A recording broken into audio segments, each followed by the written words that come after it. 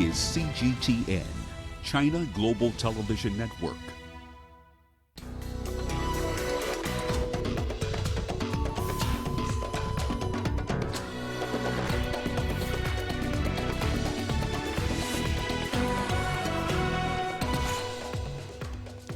The latest on the coronavirus outbreak as scientists race to defeat the virus.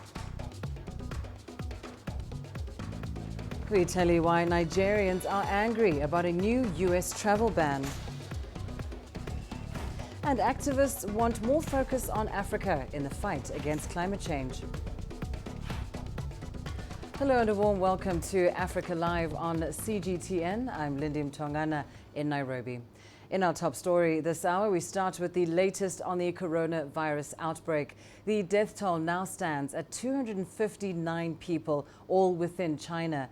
Nearly 250 people have recovered from the outbreak. The total number of confirmed cases in China has now surpassed 11,800. More than half are in Hubei province, and more than 110,000 people across the country are under medical observation. There are 130 confirmed cases outside China, taking the global total to over 11,900. Thailand has 19, Japan 17, Singapore has 16, and Vietnam has 6. Now, global medical experts have been working alongside China in fighting the outbreak, as these researchers from Italy and France explain. We can access the detailed reports of virus behaviors and infected cases that are published by the Chinese government. This information is helpful for fighting the virus together under the framework of the WHO. I think the Italian government can feel the transparency and dedication that the Chinese government is putting into fighting this outbreak. This is crucial at the current stage. There are more than 50 genetic sequence maps uploaded to the Global Influenza Sequence Database. By comparing the different sequence map, we are able to evaluate the changes of the virus in time. This method is crucial because we need this kind of transparency to share data information. Now, many other scientists around the world are also continuing their research in the hope of putting a stop to the virus. One university that has joined the effort is Purdue University in the United States, in Indiana. CGTN's Dan Williams has more. Scientists work around the clock, searching for a breakthrough to stop the new coronavirus. We fear most what we don't understand, and we're at a point where we don't understand. Professor Andrew Messakar is head of the Department of Biochemistry at Purdue University. We don't have to work at this level with the infected virus. We can work with a piece of it, which is completely safe. He and his team are examining the atomic structure of the coronavirus that originated in Wuhan, China, and comparing it to the SARS virus that first surfaced in China in 2002, that spread to 37 countries, resulting in more than 750 deaths. When we pull up those gene sequences from the two, they're over 95% identical, which suggests that their structures are also going to be 95% identical. It was here in this laboratory that scientists made a key breakthrough in the research of the Zika virus. They were the first to determine its molecular structure. The focus now is on scoring a similar breakthrough with the new coronavirus. Yeah, blow that up around here, the green. The team is mapping out the proteins of the virus with the aim of finding a weak spot where medication can intervene and stop the virus from replicating in humans. So these coronaviruses need these enzymes, what are proteases, in order to replicate and keep the virus alive. So what we're trying to do is to develop drug molecules that will target those enzymes, knock out their activity, so that when they knock out their activity, the virus will no longer replicate. Neighboring state Illinois was the first in the United States to have a confirmed case of person-to-person transmission of the virus. Despite the continuing spread of the virus, Messakar has been impressed with China's response to the health crisis. Just unfathomable, I think, in the history of humanity, of a response like this. It's, I think, for me, the United States has not seen something like this. So we're all going to learn from how China is responding. One development to occur since the coronavirus began is the public sharing of information by scientists, allowing researchers around the world to make a contribution and move the process forward more quickly to find a cure. Dan Williams, CGTN, Lafayette, Indiana. Now, back in China, many Hubei residents were traveling when much of the province was placed under lockdown last week. Despite the dire situation, some were eager to get home, and the Chinese government was able to facilitate their return. CGTN's Sun Tianhuan has more. Home, sweet home. 76 residents from Hubei province are on board the flight from Bangkok, Thailand to Wuhan. The journey was an emotional one, and finally, there is happiness. I have 2 children here. It feels good to be home. Some return because of their duty as medical workers. My colleagues have been fighting the outbreak while we were on vacation. It didn't feel right on my conscience, so that's why we came back. But with the joy at returning, there's also sorrow. Our airport used to be packed with arrivals at this time of the year, but as you can see, it's empty now. The paper says welcome home, but I feel very sad. Thailand has the most confirmed cases of coronavirus outside of China so far. Many flights were cancelled, leaving Hubei tourists stranded in the country. So China made a decision to bring them home. Many thanks to the Chinese embassy and donations from across the globe. The whole world is helping China. And for most of the passengers, it's the end of their long, bumpy journey. I'll stay home and go nowhere and see no one. That's it. Well, CGTN's Sun Tianhuan has the very latest on this story now. He joins us live from Wuhan. Tianhuan, tell us, as we know, Wuhan has been at the epicenter of this outbreak. What is the situation like there right now?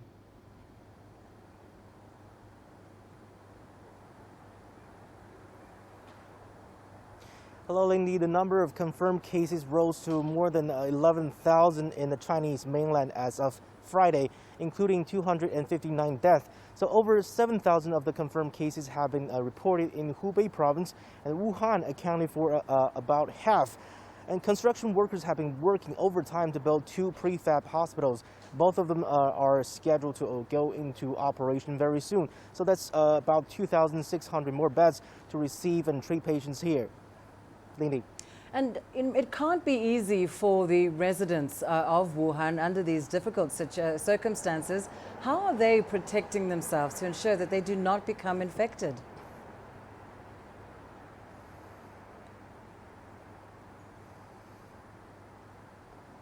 Well, residents are encouraged to stay indoors and avoid unnecessary contact. So researchers have confirmed that the coronavirus can be transmitted between people, mainly through droplets such as sneezing. Health experts suggest residents to wear a mask and wash hands more often. So the 2 main treatment methods are still early detection and early isolation. So if people have a fever, they should go to get tested for the virus, because the most common symptom for the coronavirus is fever, and others include fatigue and coughing. Lindy. And finally, Tianyuan, how are health workers responding to the crisis?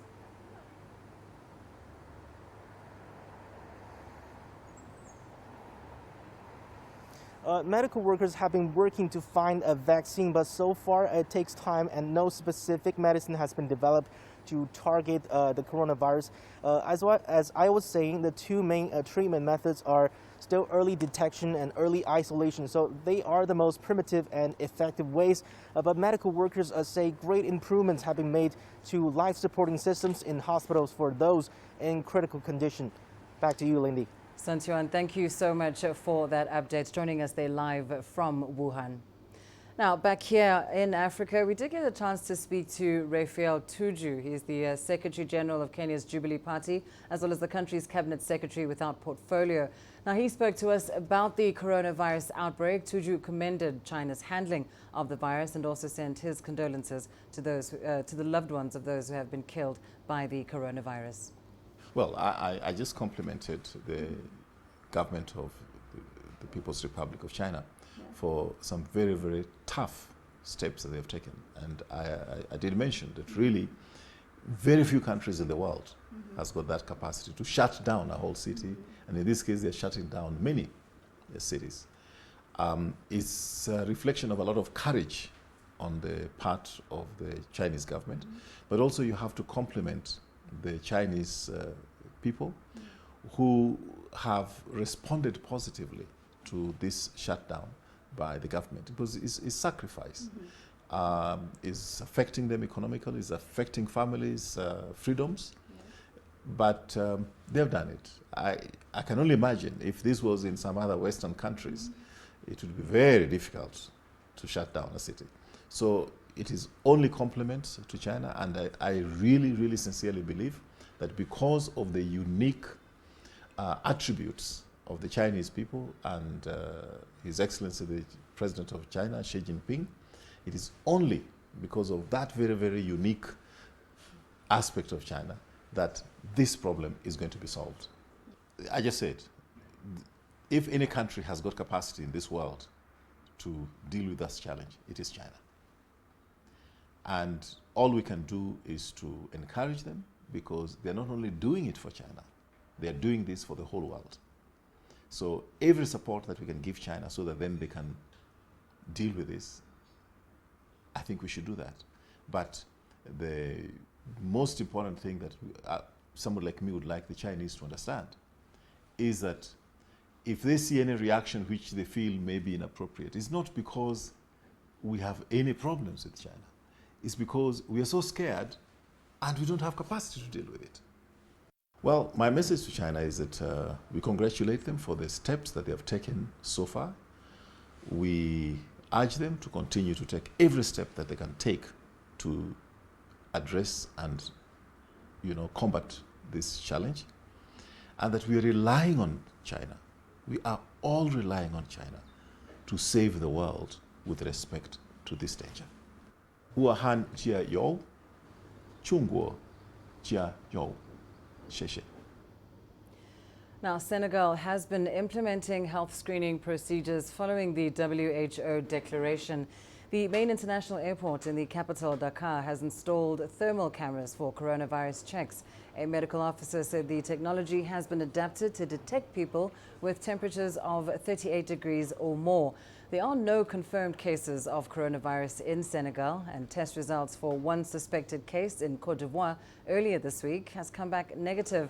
Senegal is one of many West African nations able to apply lessons learned from Ebola outbreaks in previous years. Thanks to what has been put in place, all incoming passengers are screened and observed to see if they are carrying a virus or if they have high temperature. What is important to us essentially is the ongoing operation of the airport. To that end, we have a plan in place that we are going to deploy first of all among our employees. It is important that our employees are protected from contamination, but also all the partners on site. Well, for more on Africa's response to the coronavirus outbreak, we're now joined here in our studio by Dr. Lois Ombajo, an infectious disease specialist and senior lecturer at the University of Nairobi here in Kenya. Doctor, thank you so much for joining us. Now, we know that thus far there are no confirmed cases of coronavirus in Africa, but what are the symptoms that doctors and indeed individuals should be looking out for? Thank you for having me. So what we're using now is what we call a case definition for the coronavirus. So if someone presents with features of an upper respiratory tract infection, that would be a cough, a sore throat, a running nose, and a fever, and they have an epidemiologic contact. So they've either traveled from the Wuhan area in China or traveled to a place where there was confirmed infections and they've had contact with someone who had confirmed infection, then that becomes a suspected case of coronavirus. Until we know for sure that they have coronavirus, they're not yet confirmed to have coronavirus. But we've seen over the past few weeks certainly just how quickly this virus is spreading, particularly in China. What can one do then to protect themselves from infection? There are two things. One, what can you do to protect other people as well as to protect yourself? So if somebody has features of an upper respiratory tract infections from whatever cause, it's important that when we wash hands, we avoid coming into contact with too many crowds. We practice what we call cough etiquette, which means if you're coughing, you want to cover your mouth and nose with a handkerchief or disposable tissue. You want to cough into your elbow, just to minimize the amount of risk. If you're in a place where you think you're at risk, it will be important to wear a mask, and really that's to prevent coming into contact with any droplets. It's important that we wash our hands frequently, because if we touch infected surfaces and touch the area around the nose and mouth, then you can transmit many of these upper respiratory causing viral infections from spreading. So you want to wash your hands frequently. If you think you're near someone who may potentially have any symptoms, then you may want to wear a mask as well. Mm-hmm. And what do we do in terms of whether you think of yourself perhaps being at risk or somebody else, but where do we report it to? What is the sort of first order of the day when it comes to addressing it with medical staff? So for us here in Kenya, what we've done is occasionally we've had people present themselves to the hospital and say, I've traveled from China, or I have an upper respiratory tract infection. So we still apply that case definition. Do you have the symptoms? Do you have a fever? Do you have the symptoms of upper respiratory tract infections? Have you traveled recently or come into contact with someone who's traveled and had symptoms? In which case we'd want to, the medical personnel protect themselves by wearing the appropriate protective gear. That includes a mask. They may wear gloves as well. And we'd want to take samples from the upper respiratory tract. So it could be a swab of the throat, and that is sent to the lab for confirmatory testing. If indeed we feel that there's a plausible chance that you may have the infection, then you'll be kept in an isolation unit, and everybody who sees you will be wearing this protective gear. If for some reason you have traveled, or you think your neighbor has traveled and they have symptoms, we can present to any of the nearest hospitals. At the center of this control here in Nairobi will be the Kenyatta National Hospital, where you'll get more guidance, including how else to prevent yourself. Yeah. And Doctor, just very quickly, I mean, we know, of course, no confirmed cases on the continent, a few suspected cases that are being tested. Do you think there is a risk of a major outbreak in Africa? That's a difficult question to answer. I think we've seen a number of countries now trying to reduce flights from that would potentially have people coming in from Wuhan, and that's really to reduce the chance of having someone come in who has infection. Here in Nairobi, we've had a few cases that were suspected to have the same, but all the testing has come back negative. So as long as we limit the epidemiologic contact, then our risk is low. I think our fear often is we may not have the capacity to prevent a major outbreak, and that's why we're taking all these precautions. Dr. Mbajo, thank you so much for that very informative perspective on this coronavirus outbreak in the African context here in our Nairobi studio. Now, time for a short break. Here's what's still ahead on the program. Coming up, we tell you why Nigerians are angry about a new US travel ban. And activists want more focus on Africa in the fight against climate change.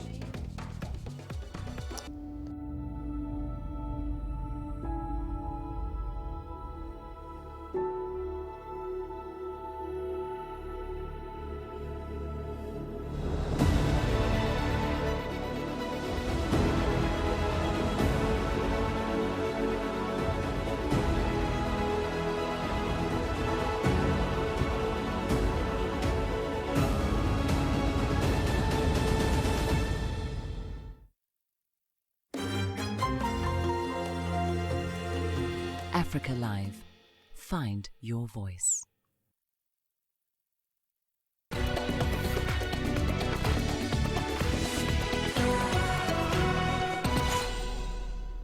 Nigeria is among the countries included in President Donald Trump's updated travel ban.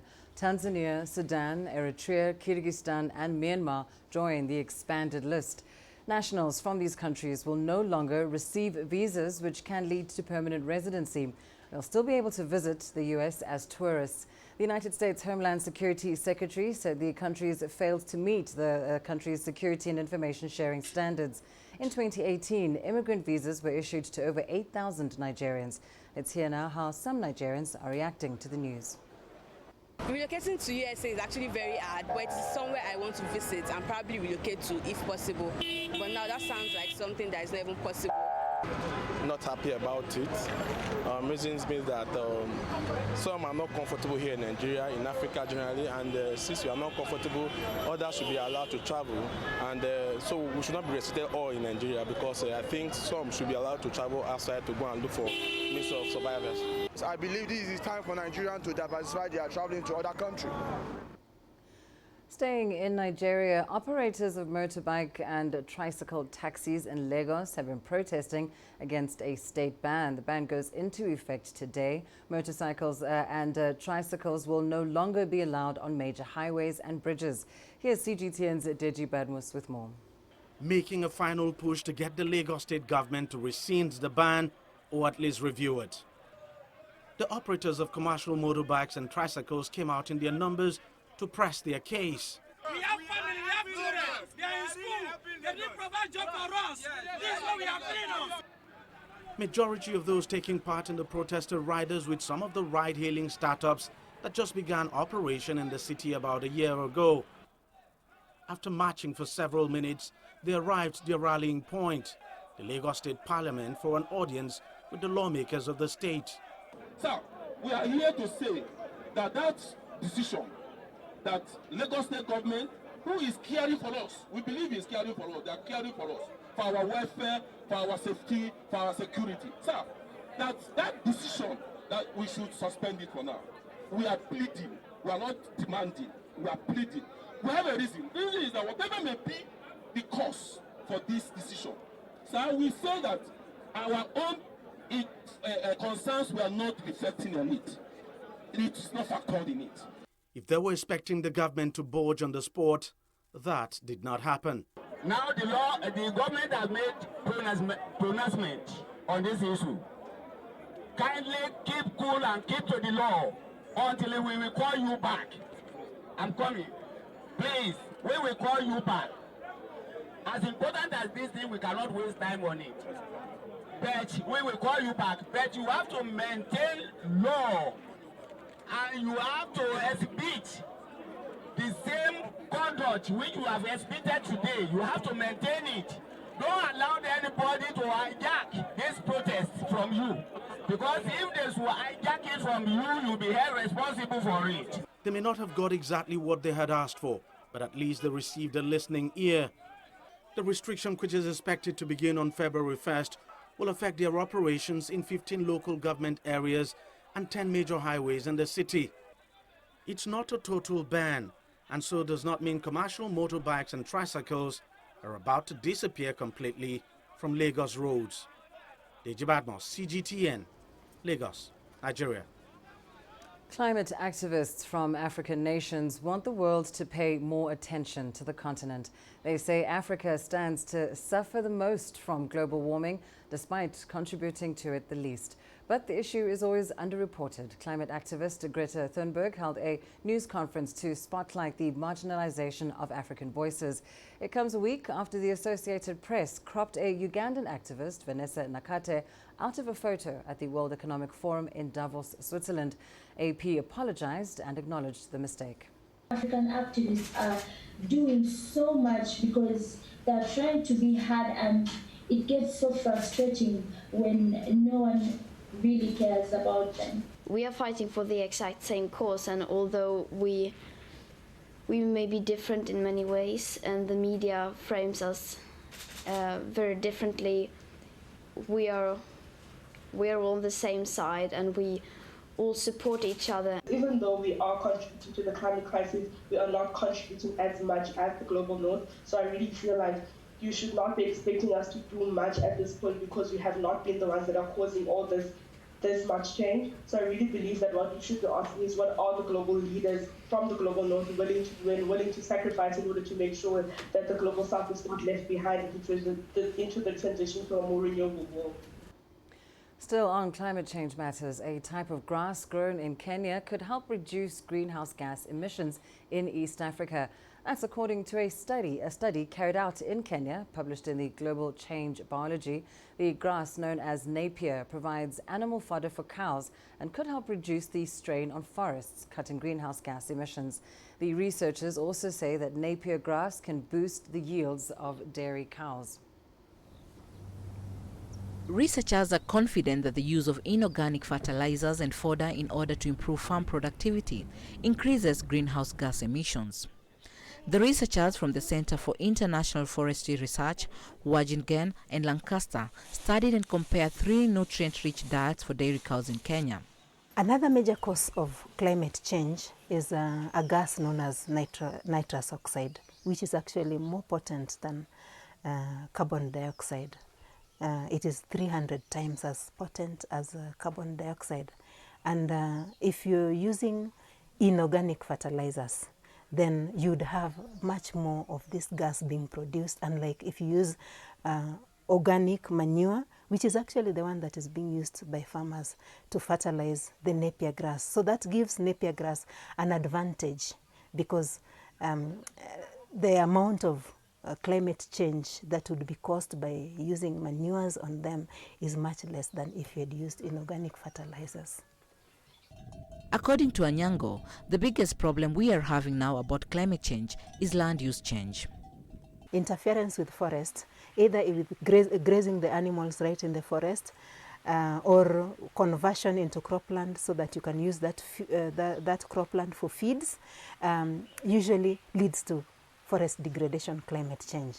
But if we can have better crops, feed stuff, okay? For example, napier grass is one that if you can use very good quality napier grass, then it is a very good supplement that would be easily digestible to the animals, less methane being produced, more milk being produced. Kenya has 2 million smallholder dairy farmers whose farms have 10 cows or less. Most feed their livestock with traditional feeds like wild grasses or maize silage. Ever since we started using the napier grass as a feeding, we don't find a lot of, some of the elements disappeared because sometimes they eat things that cannot be digested, but the napier grass, you are sure of what you're feeding the cows with. It's green, so the reduction of the diseases. In the old days, we used to graze our livestock in the forest. However, we now zero graze our cows whilst feeding them with napier grass, and the productivity has improved. I can support my family as well as my neighbors. As the world faces the challenges of a changing climate, the role of farming cannot be ignored. Chaumuhono, CGTN. To Europe now, and after over 3 years, the UK has left the European Union. The move drew mixed reactions in Britain. Both vigils and celebrations were held in Scotland. In London, protesters gathered in front of Parliament. But for hardline supporters of Brexit, it was a moment to celebrate. Over 5,000 people gathered outside Parliament to mark Britain leaving the EU. The country will now enter an 11-month transition period. This means the UK will remain in the EU's single market and customs union, but will not have any say on rulemaking decisions.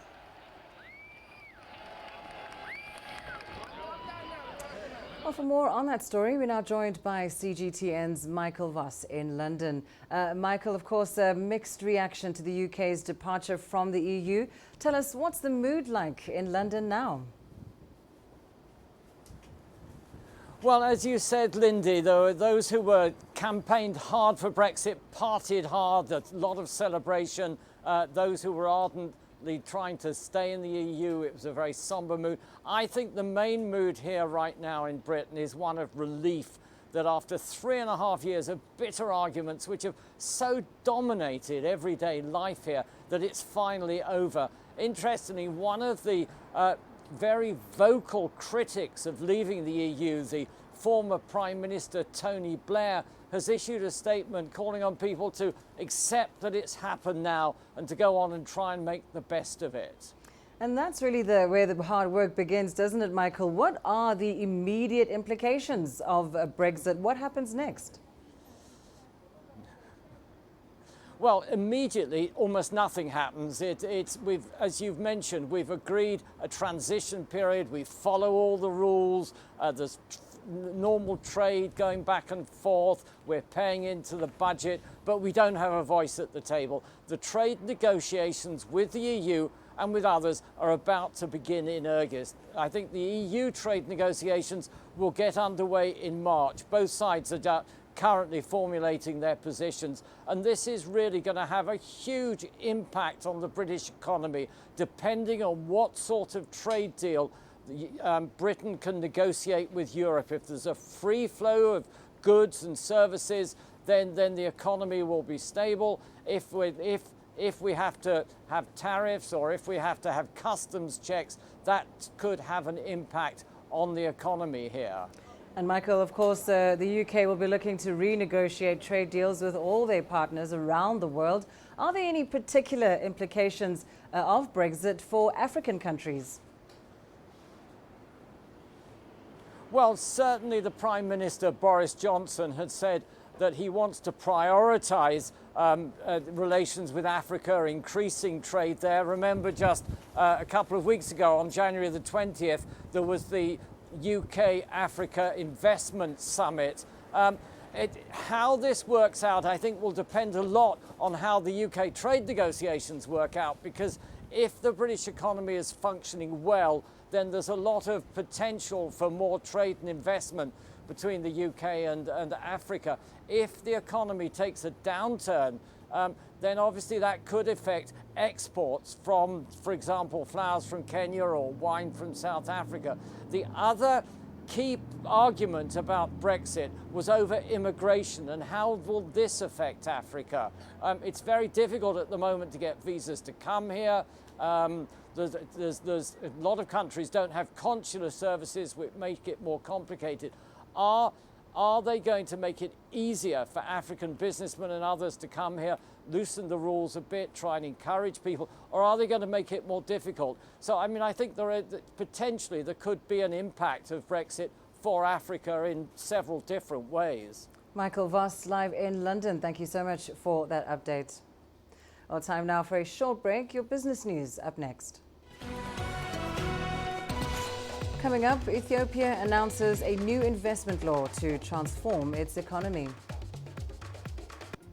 Africa is the nexus of enterprise, and global business will tell you why it matters. From the mega investment projects to multi-billion-dollar mergers and acquisitions. Africa today collects, just in terms of revenues from taxes alone, $545 billion a year. If you take 10% of that and you devote it to the energy sector, problem solved.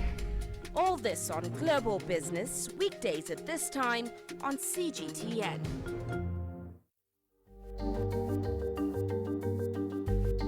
Africa Live. Find your voice.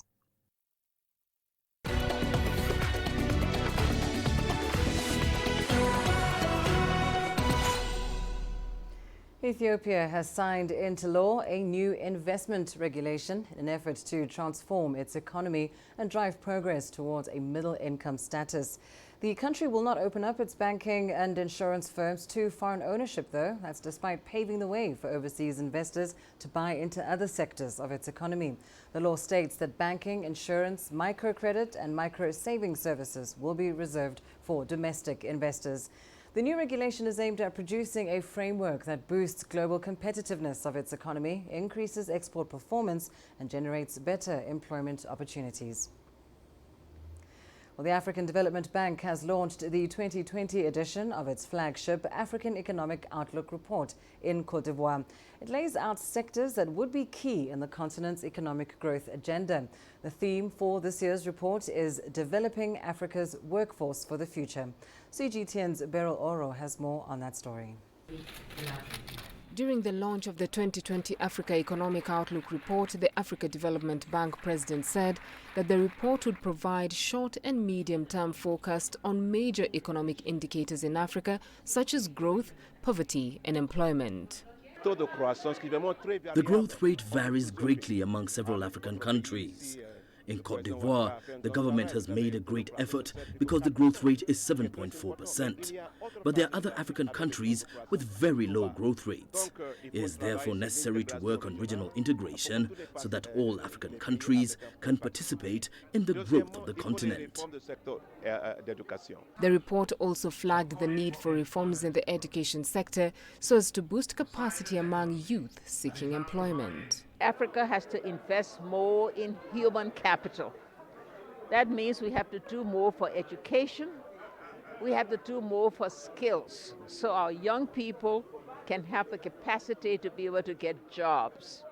And we also have to look that we do what Africa 2063, and we have to follow the guidelines there so that all of our countries can do better.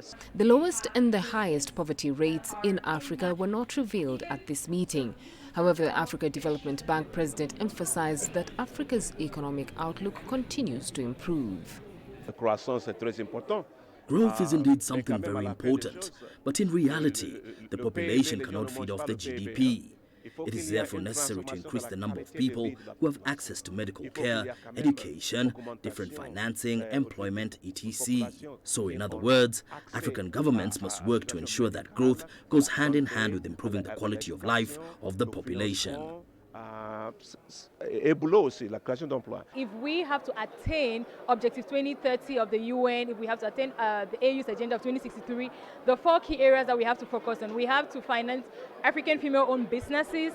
We also have to invest in the digital space because the internet is wealth in our hands, depends on how we use it. You know, we have to digitalize our economies, our educational system, digitalize, the financial sector, and then we also have to invest in infrastructure. We cannot be talking on improving education when we don't have proper school setups, we don't have viable teachers that can actually transmit the skills to the Africa's workforce that we want to prepare against 2030. And then the last thing is we need political stability in order for us to check all these boxes. Every year, about 12 million young graduates leave African universities with no job prospects.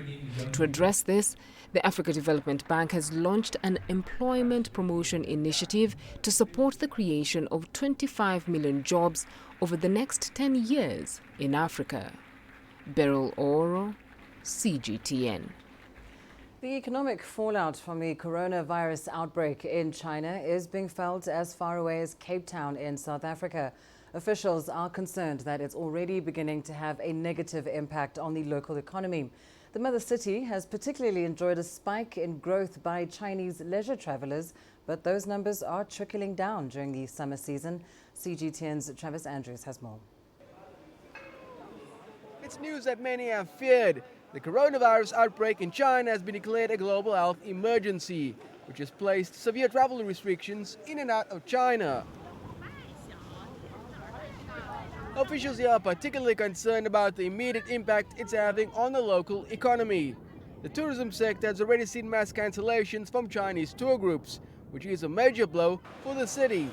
It will have an impact. We've seen double-digit growth in the forward bookings into Cape Town for the period December to March from a number of our key source markets, including China. Cape Town International Airport have also shown some very encouraging increases in the number of arrivals if we compare year to year. And so we are concerned that it will have an impact in terms of the ability of people to travel from an important key source market such as China. Thank you all very much. But business travel from China is also restricted, denting the city's plan to keep the momentum going on inbound investment opportunities that they've been working on for years now. We currently are in discussions with a number of Chinese companies that have indicated their willingness to invest in Cape Town.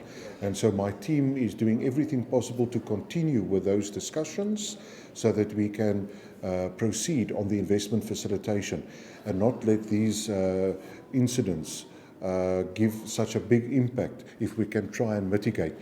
An impact it's having though, which could even lead to job losses. But business stakeholders are hoping the situation can improve.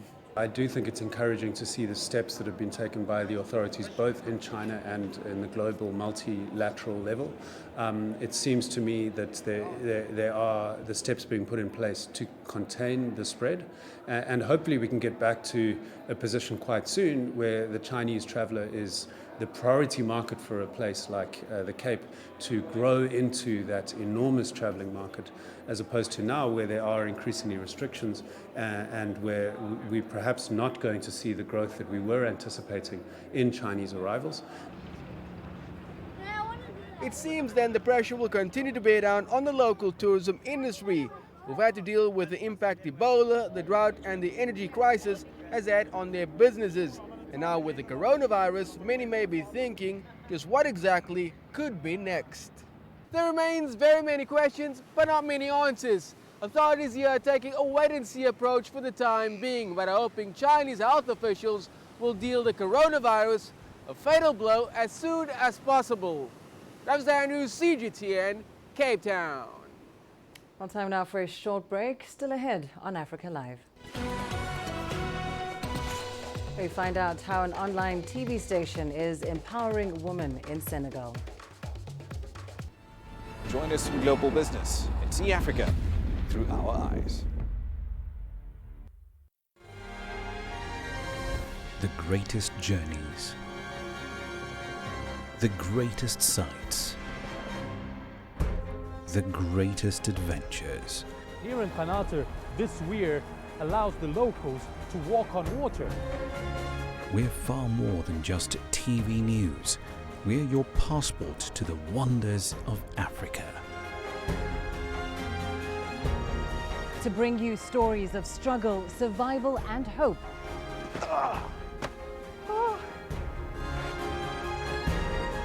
So let's explore.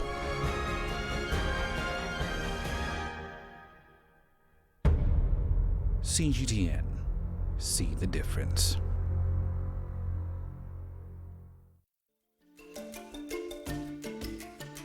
Africa Live. Find your voice.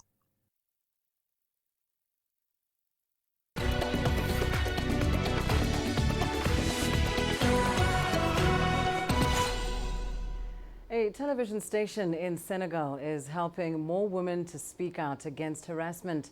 At the helm is Fatou Warka, a passionate women's rights activist. Let's take a look. Bonjour, je m'appelle Fatou Warka. Warka TV doesn't have a huge budget. The station earned around $45 through advertising in a 9-month period. But with a mic and a camera, it is shining a much-needed light on the challenges facing Pekin. Pekin is one of the suburbs surrounding Senegal's capital, Dakar. Pekin really is a miniature Senegal. You get all the problems here, all the troubles. It never ends, and we really have to eradicate as much as possible here. If you find solutions to the problems of the suburbs, I think Senegal will be okay. For her latest series, Fatou is looking at the harassment and abuse Senegalese women face. Women tend not to speak up because it's normal. People tell you that this is how it is, that marriage is like that they have to put up with. So women suffer inside and they don't dare say anything. Now with social media, anonymous groups and everything around it, people talk more and more. Fatou is no stranger to advocating for women's rights, having done so since 2005. But with Warka TV, she's found a way to impact a wider audience. We get positive feedback. People who say, it's thanks to these videos that I do that. Before I didn't know, for example, that when a person told me something indecent, it was harassment. It's thanks to this video or this fact that I realized that I was a victim of harassment and I didn't know. Harnessing the power of social media, she highlights other issues such as flooding and health concerns. With each clip, she helps improve the lives of Pekin residents. And that's all the motivation Fatou needs. Astatal, CGTN. Meanwhile, a 2018 study by the Thomson Reuters Foundation ranked Nigeria as the 9th most dangerous place to be a woman. From abductions to abuse, Nigerian women face many challenges. Now a local NGO is empowering women to fight back. Once again, here's CGTN's Astatal with more. This is Adiola's first self-defense class. After surviving years of abuse, she's come to Elite Box Gym to learn how to fight back. But the notion of a woman defending herself is still not widely accepted in Nigeria. It is strange, very, very strange to hear that a woman wants to defend herself if she finds herself in a position where she has to. Nobody's going to listen to that. They will just tell you that you're not being submissive as a woman. You know, they tell you that you've become a feminist, and so because you've started listening to all these things that are happening. The 2-hour training session is free. This is part of the gym's collaboration with Women Impacting Nigeria, a local NGO advocating for women's rights. When it comes to females getting involved in anything to do with physicality, so specifically combat sports and defending themselves, there is a taboo. The taboo stems from the fact that societal pressures, environmental perception, and also within women themselves as well, not having the self-belief that they can actually achieve and do this or what is required to become proficient at self-defense. In addition to training, the women get the opportunity to share their stories. It's an alternative. It's a new way of doing the whole, sit around in a circle and everybody tells their story. Because here you're meeting women who have experienced the same things that you've experienced, but some people are silent about it. Do you know what I mean? So you come here and, during the class, when you partner up in the examples that, the teacher is giving, you can also, share a few words or even after the class. While it was only Adeola's first session, she walked out with a new sense of confidence. It was really eye-opening. I liked the fact that I can protect myself. Yes, at least I can protect myself, and if I wanted to attack, I can attack quickly. Yeah, so it went well. As stories continue to emerge of the abuses carried out against Nigerian women, this class hopes many more women like Adeola will find the strength to fight back. Astatal, CGTN. Let's turn to Egypt now, where on Thursday, archaeologists unveiled a new discovery in the southern governorate of Minya, including 16 communal tombs belonging to ancient high priests and senior officials. Nearly 20 sarcophagi were unearthed at the tombs located in Al Gharifa archaeological site and dating back almost 2,500 years, the country's Ministry of Antiquities said. In addition, 10,000 Ushabi figurines, 700 amulets, pottery vessels, and canopic jars for human remains were discovered. And 20 stone sarcophagus, very good quality of limestone. And at the same time, we found more than 10,000 statues of Shawabti made out of faience. We found also 8 sets of the canopic jars. Egyptian antiquities officials hope Minya, the ancient southern city that was once the country's capital and home to ancient archaeological sites, will bring much-needed tourism revenues. Shen Li, CGTN. Coming up in your sports news, up next.